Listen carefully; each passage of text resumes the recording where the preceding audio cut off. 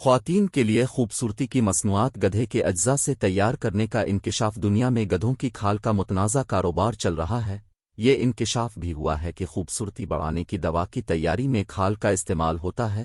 کھالوں کی زیادہ مانگ اور کھال کی زیادہ قیمتیں گدھوں کی چوری اور انہیں مارنے کا سبب بن رہی ہے۔ بی بی سی کی شائع رپورٹ کے مطابق چین میں گدھے کی کھال میں موجود جیلیٹن سے بننے والی ایک دوا کی بہت مانگ ہے۔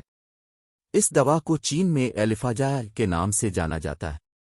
یہ دعویٰ کیا جاتا ہے کہ اس دوا میں صحت کی بہتری، خوبصورتی اور جوانی کو محفوظ رکھنے والی خصوصیات ہیں۔ جیلیٹن کی تیاری کے لیے گدھے کی کھال کو ابال کر پاؤڈر، گولیاں امائے شکل میں دوائی بنائی جاتی ہے۔ گدھوں کے کھالوں کے اس متنازع کاروبار کے خلاف مہم چلانے والوں کا کہنا ہے کہ ایسے افراد جو کمائی کے لیے گدھوں پر انحصار کرتے ہیں، اس دوا کی بڑھتی مقبولیت کی بھینٹ چڑھ رہے ہیں۔ ہر سال 59 لاکھ گدھوں کو کھال کے حصول کے لیے مارا جا رہا ہے۔ فلاحی تنظیم کا اندازہ۔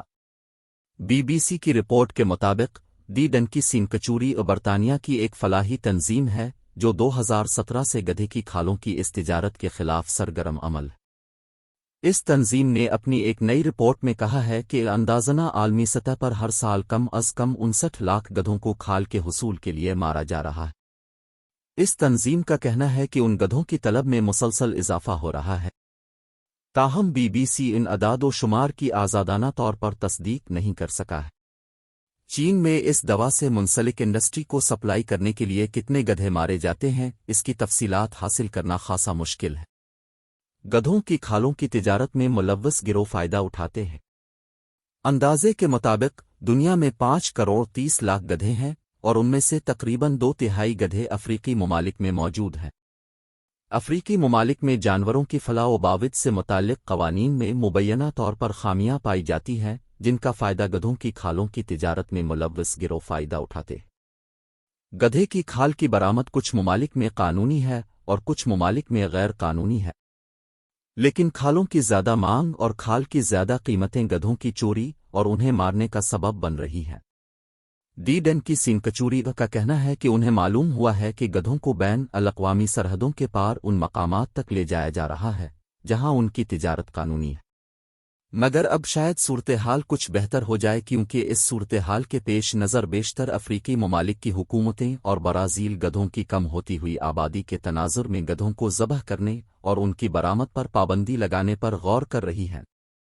رپورٹ کے مطابق کھالوں کی تجارت میں تیز رفتار ترقی نے اس کاروبار کے خلاف سرگرم اداروں اور ماہرین کو پریشانی میں مبتلا کر دیا ہے اور کینیا میں اس ضمن میں مظاہرے بھی ہوئے ہیں۔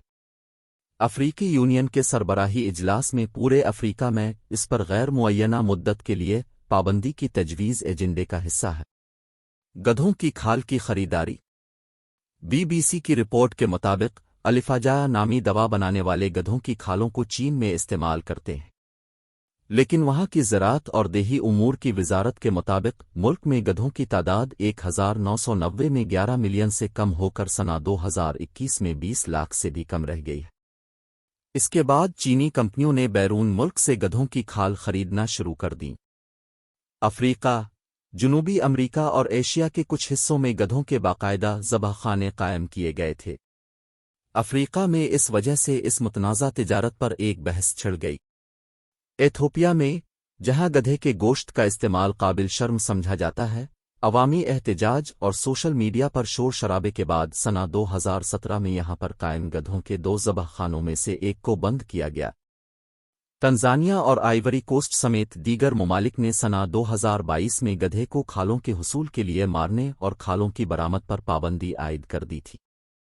یونیورسٹی آف سڈنی سے تعلق رکھنے والے چین افریقہ تعلقات کے اسکالر پروفیسر لارین جانسٹن کے مطابق چین میں الیفاجا مارکیٹ سنہ 2013 میں تقریباً $3.2 ارب سے بڑھ کر سنہ 2020 میں تقریباً $7.8 ارب تک پہنچ گئے۔